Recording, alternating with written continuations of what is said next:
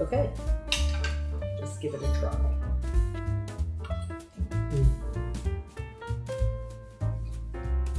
Still so good.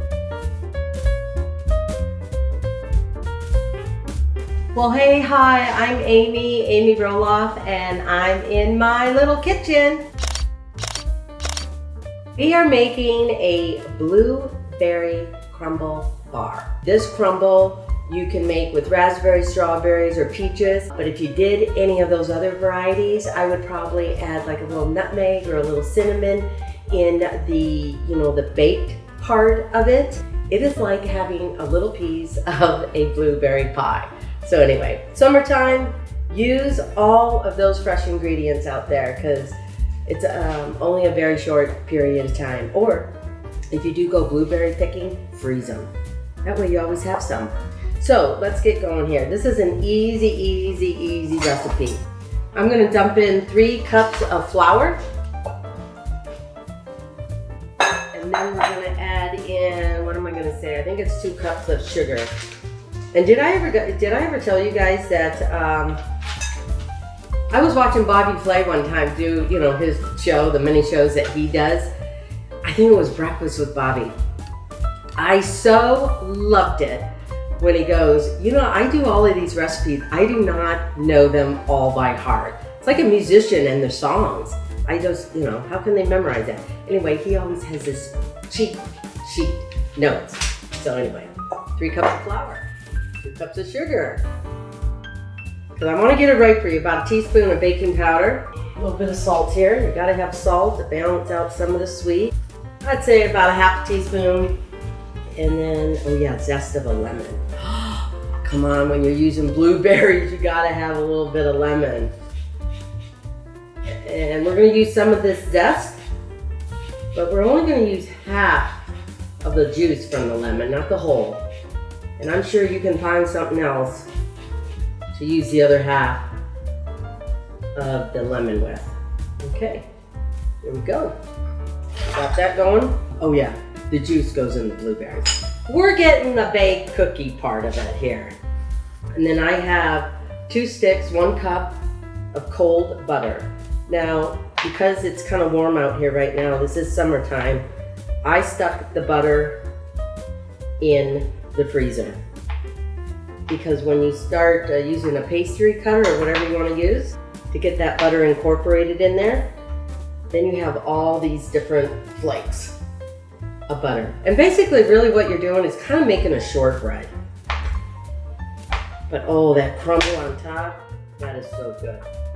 I have found that if I grate my butter, it takes a while and the heat from my hands warms it up too much. So that's why I just slice it.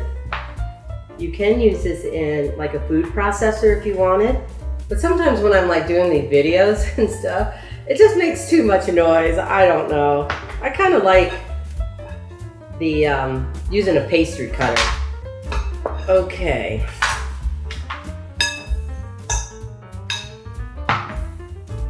And then we're just going to have a workout here. We're just going to mash in that butter. And by the way, Lisa's in the background. She was my sous chef. Normally, 99.9% of the time, it's just me getting all the ingredients together and stuff like that. So it was kind of nice to have a little extra here. Just saying hi. How's it going? I've got everything organized for you. I know. Thank you so much. Well, it's almost like I've made this before. Why don't I? Now I'm like so paranoid I'll forget, telling them what to do. You're doing a great job. Yeah, she's a good behind the scenes person. Okay, so you just do this until you feel that the butter is incorporated into the flour and it looks like coarse sand. So you will see little chunks of butter, but you're gonna press it in to a 9x13 baking dish. And if you don't want to make as many bars, just cut the recipe in half. So instead of, a 9x13, you could probably just, get something like this. That way you just have a little treat. Because for Chris and I, you know what I'm gonna do with all of this? Give it away. Then again, I don't know. Jeremy and Audrey are out of town. Jacob and Isabel would like some. Okay, we're gonna keep doing this a little bit longer. Okay, here we go. We're gonna do an egg, 1 egg.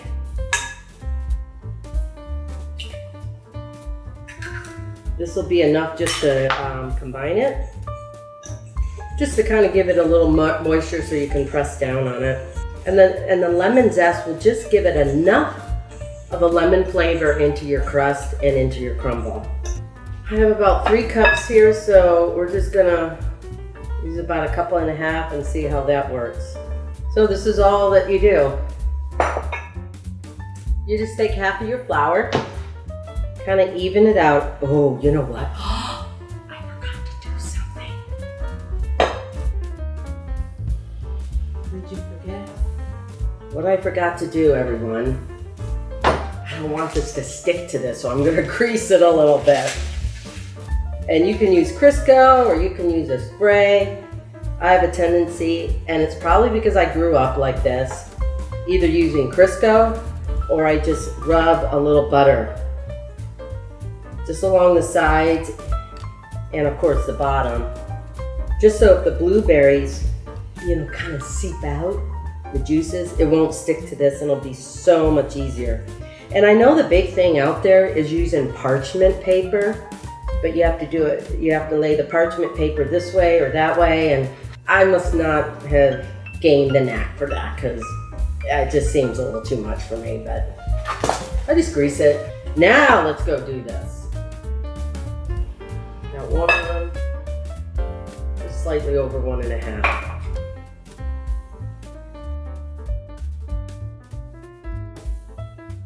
Then you just press it down.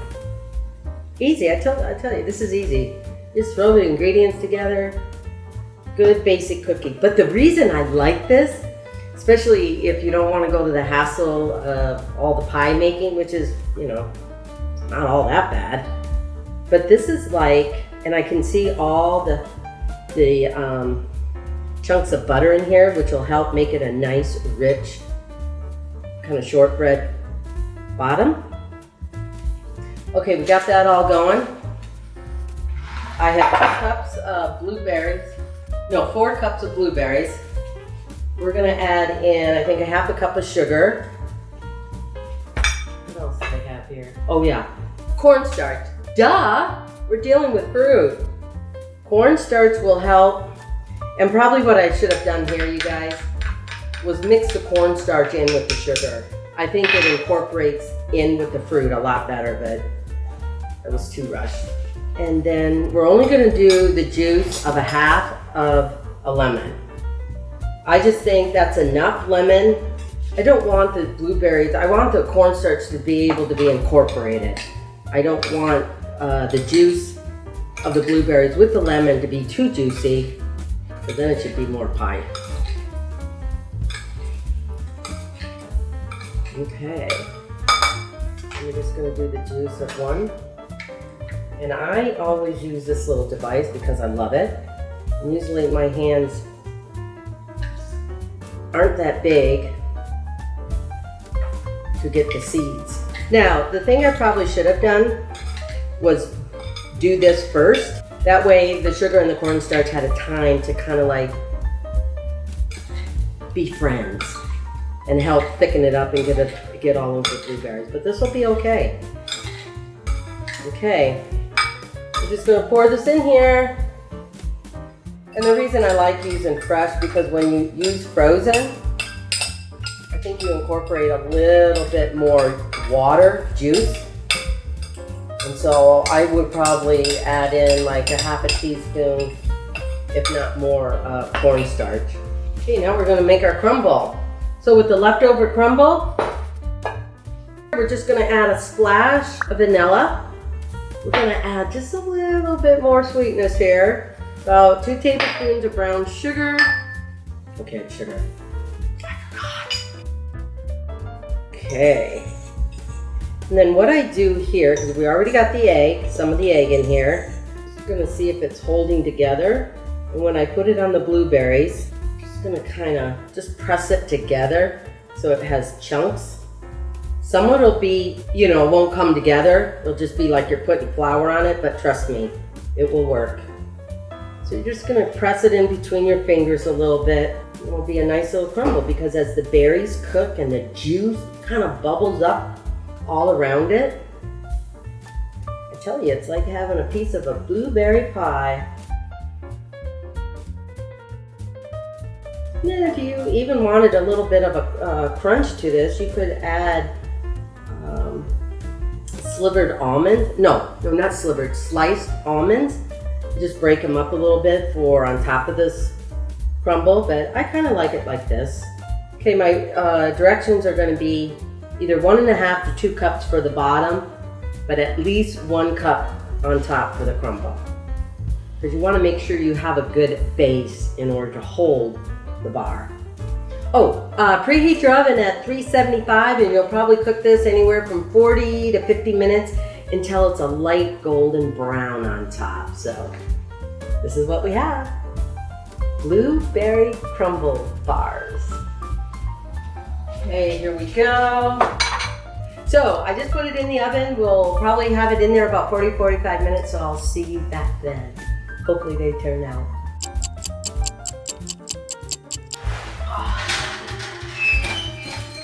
Look at this. I think I might have left them in about 5 minutes too long, but you know what? They're still gonna taste good.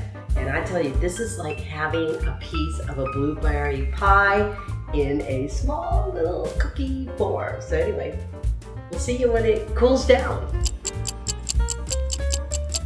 So one thing about this blueberry crumble bar is you can eat it with a fork.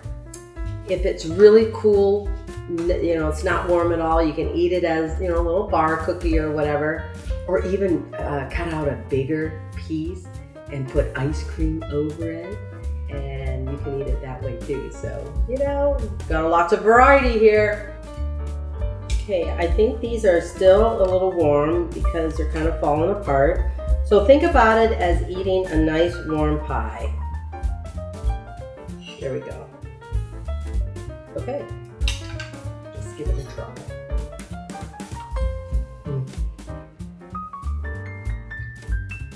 It's just so good.